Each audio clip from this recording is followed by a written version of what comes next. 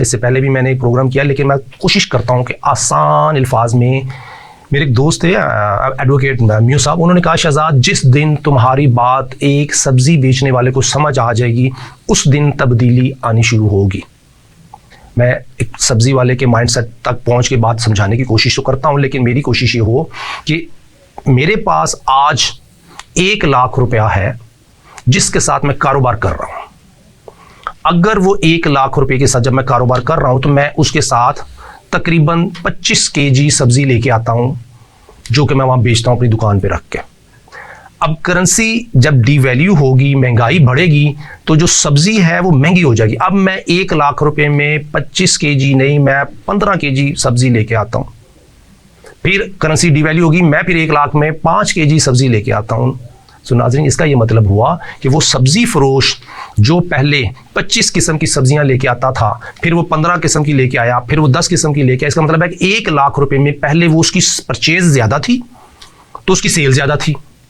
अब 1 लाख रुपए में वो परचेज ही कम कर पा रहा है तो उसकी सेल कम होगी, लेकिन उसके ऑपरेशनल खर्चे महंगाई की वजह से बढ़ गए तो उसका प्रॉफिट कम हो जाएगा।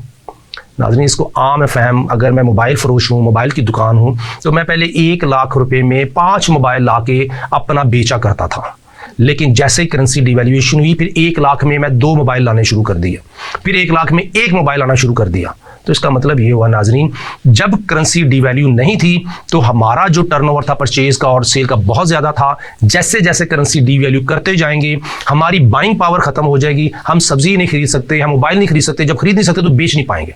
तो हमारी बेसिकली उल्टा पहिया इस तरीके से चलता है कि हमारी जीडीपी, हमारे सेल वॉल्यूम, हमारा बिजनेस कम होना शुरू हो जाता है।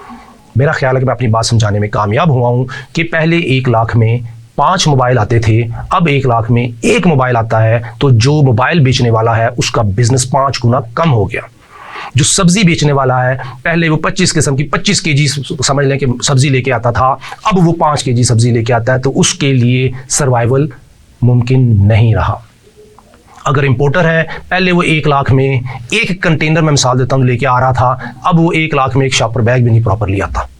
तो इसलिए नाजरीन, करेंसी डिवैल्यूएशन एक डाका है, एक धोखा है, और करेंसी डिवैल्यूएशन पाकिस्तान को डिस्ट्रॉय करने की एक पॉलिसी है, एक मुहिम है, जो कि फाइनेंशियल मिनिस्ट्री ऑफ फाइनेंस के अंडर फाइनेंशियल रिफॉर्म अगर ना हुए तो हमारे मुल्क को बहुत नुकसान होगा।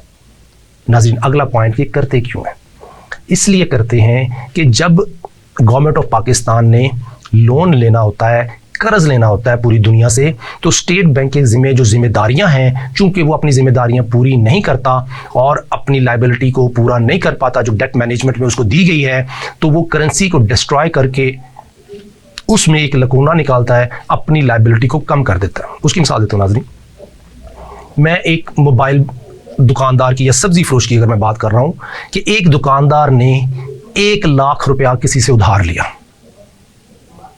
अब 1 लाख उसने वापस करना है। उस दुकानदार ने 1 लाख रुपए लेके डॉलर ले लिए। अब जब उसने वापस करना है तो उसने, अगर उसको पता है कि डिवैल्यूएशन हो रही है, तो जब वो वापस करेगा वो डॉलर तोड़वाएगा अपने और 1 लाख रुपए वापस कर देगा। लेकिन इस सिचुएशन में उसने एक वैल्यू अपने पास रख ली। वो कैसे?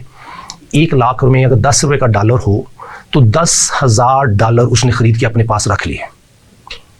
अब डॉलर हो गया है 20 रुपए का, तो उसने 20 रुपए अपने 10,000 डॉलर में से 5,000 डॉलर बेचे मार्केट में 20 रुपए के हिसाब से, और 1 लाख रुपए जिसे कर्ज लिया था उसको वापस कर दिया।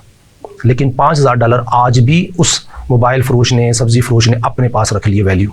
इसका मतलब है कि जिसने जो कर्ज दिया था, जो वैल्यू दी थी उस दुकानदार को, उसने तो 10,000 डॉलर दिए थे, लेकिन वापस जब हुए तो वो 5,000 डॉलर हुए, लेकिन रुपये टर्म में वही है। ये टेक्निकल सी कोई बात आ जाती है नाजरीन, लेकिन इसमें बेनिफिट किसने उठाया? जिसने उधार लिया। नाजरीन, आज का फाइनेंशियल सिस्टम ये है कि स्टेट बैंक ऑफ पाकिस्तान उधार लेता है। तमाम पाकिस्तानियों का डिपॉजिट बैंकों के थ्रू स्टेट बैंक और बैंकों के पास जाता है, और ये पैसा in turn government of Pakistan के पास उधार चला जाता है। जब गवर्नमेंट ऑफ पाकिस्तान ने पैसे पाकिस्तानियों से लिए तो उस वक्त वैल्यू डिफरेंट थी, लेकिन जब वापस करने होते हैं तो करेंसी डीवैल्यू करके पैसे तो वापस कर देता है रुपीस में, लेकिन वैल्यू अपने पास रखता है डॉलर टर्म में। नाज़रीन, उसका नुकसान नाजरीन आने वाली नस्लों को होता है कि जो आज के दिन में हमने कमाई की, जो आने वाली नस्लें जो कमाई करेंगी, उन सब को लूट लिया जाता है। नाजरीन, ब्रेक का टाइम है, ब्रेक के बाद दोबारा हाजिर होते हैं।